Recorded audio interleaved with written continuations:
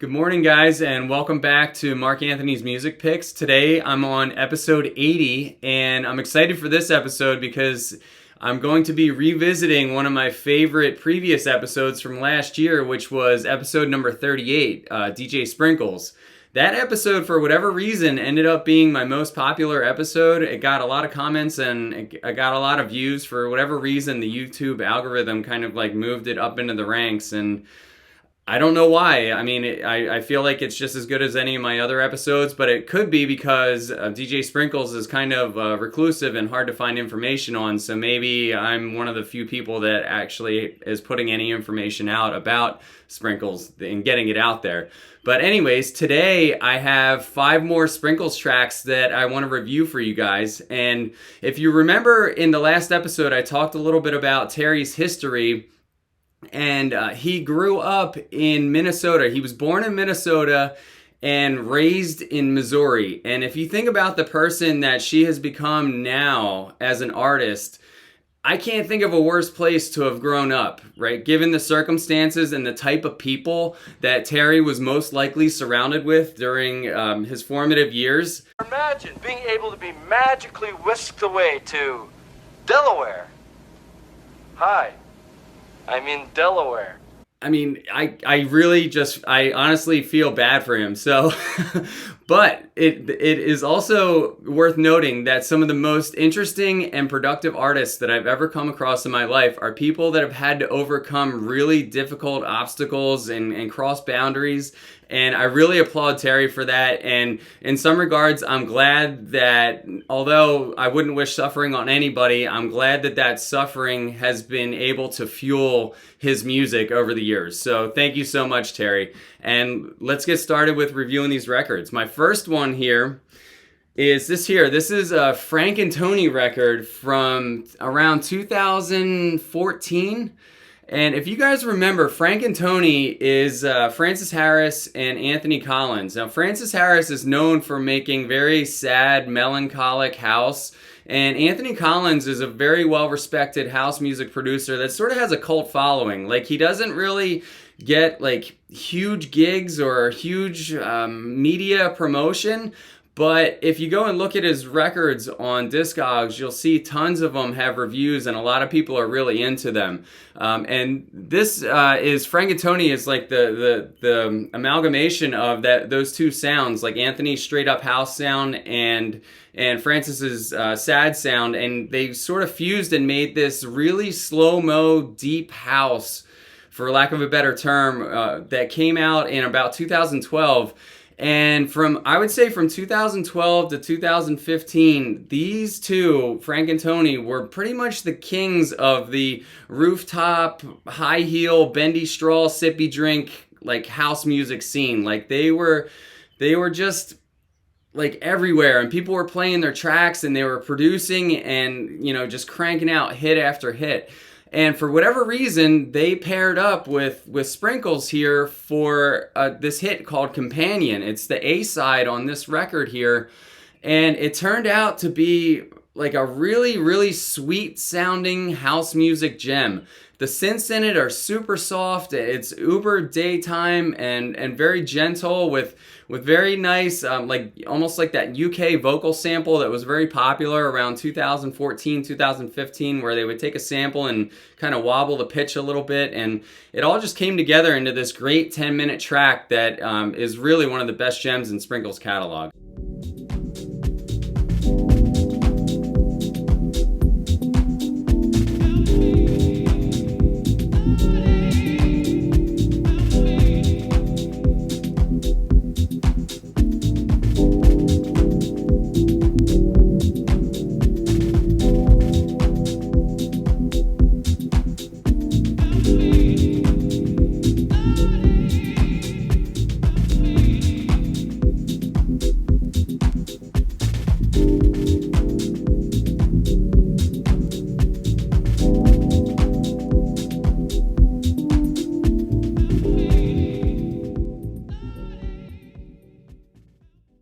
My next pick for you here is by an artist named Will Long.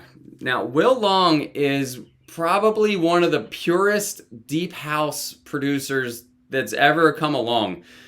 And if you people sort of they sort of like pervert the term deep house and take it away from what it originally was when they throw that label on tracks that really don't fit that description. But to me, when you think of the term deep house, I think you can put Will Long in there as like the Wikipedia definition of what that is. He makes very loopy, soft tracks that are extended out 9, 10, 11 minutes. And it's the kind of thing that you would want to listen to on a Sunday morning and maybe just like sip some tea or sip some coffee and chill out. That being said, it's a very minimal aesthetic. It's minimal deep house. Like if Ricardo Villalobos made soft deep house, it would be like it would sort of sound like Will Long, because it doesn't have a lot of dynamics and changes in it. It's just meant to just like kind of sit and chill like an elongated sine wave just hanging out in the background. But Sprinkles came along and sort of paired up with Will Long to do overdub projects on a bunch of Will Long's tracks. And they all had a color theme, like some were named, maroon and red and ivory and, all these different colors. And Sprinkles would basically add kick drums and claps and snares and literally take the original track and drop elements on top of it, preserving the entire arrangement completely, but just adding sprinkles onto it. And they turned out great. If you go and look on Discogs, these have really great reviews, and I understand why. My pick, is the yellow one. It's this one here. The track is called Pigs, and I just love it because the original synth work by Will Long is great, and Sprinkles came in and, like I said, he added normal house elements, but my favorite element is just the little male vocal sample that just goes whoa.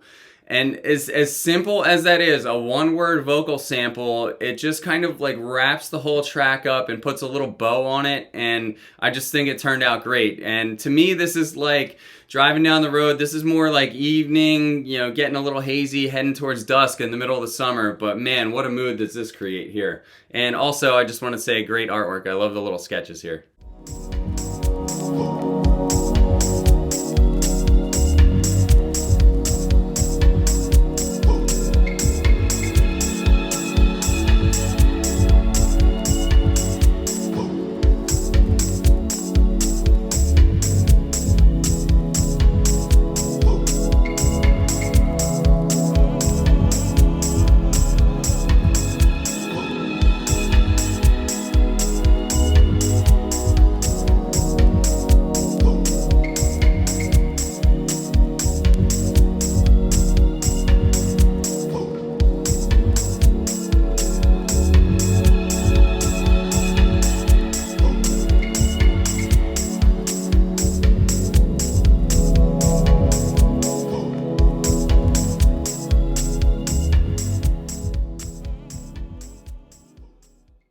My next track for you guys is one that I think people were really disappointed in my last Sprinkles episode that I didn't review. So I gotta come back and talk about this. This is Sprinkles' major mega hit, probably his best-selling record ever. Probably, I don't know, maybe Midtown 120 album outsold this, but it's got a couple thousand owners on Discogs. This is The Mole, and The Mole did a track called Lockdown Party, which was pretty cool in its own right. I mean, the original Lockdown Party is mainly what Sprinkles' version of this track is made from. If you go back and listen to the original, it's a weird track, and it's cool. It's got like the wolf howling in it. It's got the like the gospel vocal, and just like an odd aesthetic. But that's kind of what the Mole does. I mean, the Mole is a weird dude. I mean, he makes like kind of disco-y tech house, and it's generally slow, hanging around in the low 110 to 115 beats per minute range. And Sprinkles just kind of came through like a tornado on this track. It's almost like Sprinkles had the original stems from the Mole's track and just went like total like Willy Wonka madman on it and just went crazy with it. And it's called the Sprinkles Crossfaderama because he used basically like if you were a hip hop DJ and you were just like slamming the crossfader like as quick as you could move your hand. That's what Sprinkles added into this track. And not only that, he took the original track, which was like a 4 to 5 minute track, and stretched it out into this 11-minute like crazy jam session. He added background effects of like people that were hanging out at a barbecue party, like a block party, almost like a classic Moody Man Detroit house aesthetic. And then in the end, there's a dialogue that kind of reminds me of if you remember the end of the Gin and Juice video that Snoop Dogg did. If you remember, the old grandpop and grandma came home, and Snoop Dogg had been partying all day, and they're arguing back and forth in the car as they're like getting off the highway ramp, and it kind of sounds like that type of vibe, like a married old couple arguing, and somehow that's layered onto this track. It's just like this total, it's like chaos, and there's dark and deep synths in it that are like kind of hiding in the background and building tension. And somehow Sprinkles took all of these like crazy 3 or 4 vibes and just put them into one really awesome, like almost like house music pie that turned out awesome.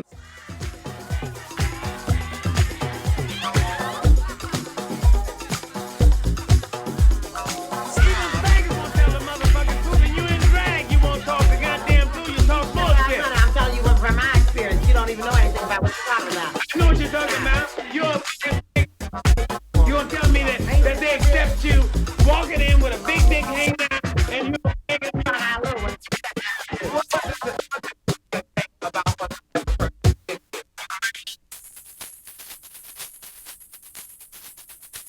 you're a cold-blooded freak, ain't you? You size up the dicks. I'm a cold-blooded motherfucker. You faggot thing, I'm getting rid of that shit for me. And that game, I don't know. I don't love nothing. I don't love nothing. Yes, you do. That's all you talk about. You don't even love yourself, because if you did, you wouldn't be walking around here looking like that. You don't give a fuck about your goddamn self. I guess you got a motherfucking point. Goddamn right, I got a. My next pick for you is, man, this one's an interesting one. This is a track called Shisha Pangama, if I'm saying that right, and that is the name of a mountain in China. It's I googled it. I was like, what does this word mean?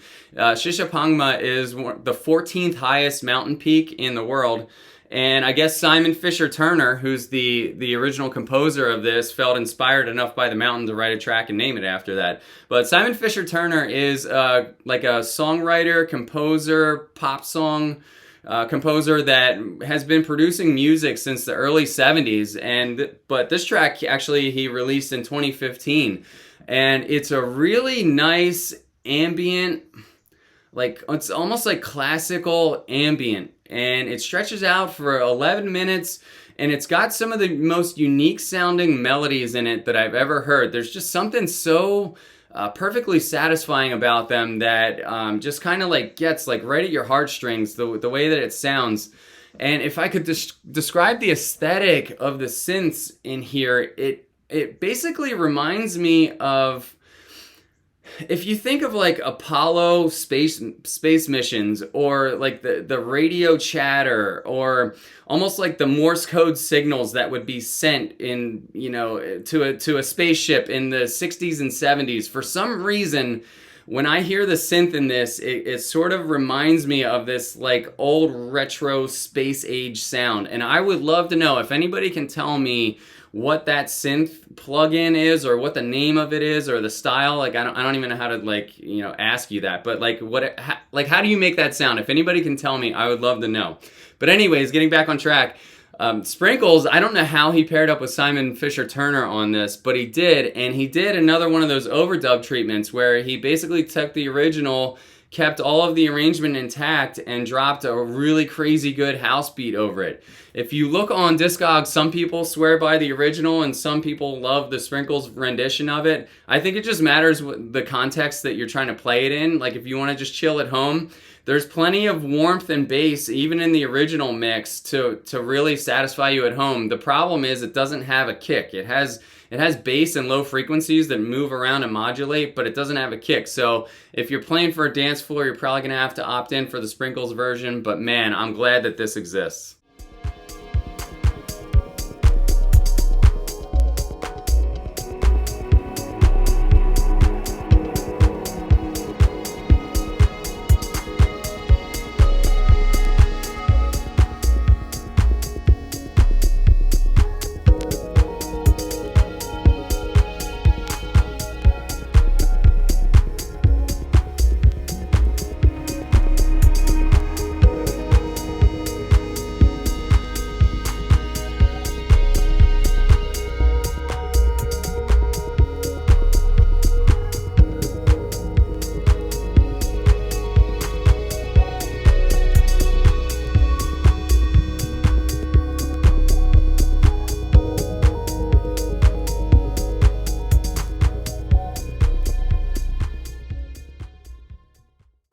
pick for today here is a bit probably of an obscurity. Not a lot of people know about this one. This is Area, the producer Area. Area is kind of a flying under the radar. I think it's an American producer, and he goes by the alias M.A.M.P. So anybody that's buying Komochi records on Discogs and you bought from M.A.M.P, that's Area. It's the same person, or at least I'm 90% sure of that. But anyways, Area makes kind of like sneaky, loopy, underground techno that's got a little bit of abstract and experimentation, like tinge to it, I guess you could say. And when I first bought this record, I only bought it because it was included in Naveen G's set at John Digweed when he played. Naveen opened for John Digweed the first time that Digweed came to Output in New York City. And that set was recorded, and it turned out to be one of the biggest, most epic opening sets that's ever been recorded, in my opinion. And the Area track was like the second or third track in there. So I bought this vinyl just to kind of pay homage to Naveen's set. And it wasn't until years later I found out that Sprinkles had done a remix on the B-side. Like, I just kind of overlooked it. And the Sprinkles remix is really interesting on here because it's got a 3/4 time signature. So it's basically got a waltz tempo and a really classy, like kind of wonky Sprinkles bass line that's just so cool to listen to. So if I didn't tell you this had a 3/4 time signature, you'd probably be listening to it or even trying to mix it and having a hard time like getting a beat on it. And that's because there's 4 sets of 3 instead of 4 sets of 4 in each measure. So that's what a 3/4 time signature is. I hope you enjoy this Sprinkles mix, and let me know what you guys think.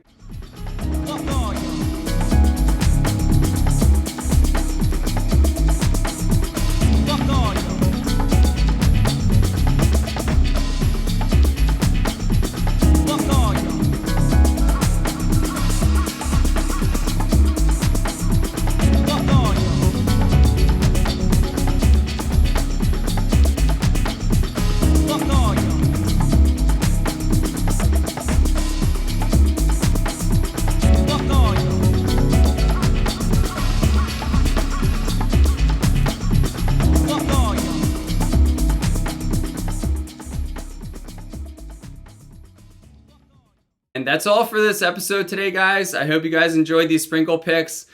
To Terry, thank you so much for all the tunes. I hope you keep producing. I always search for you and see if there's new music coming out because I just love your vibe. And I wish you well. Take care, guys. Peace.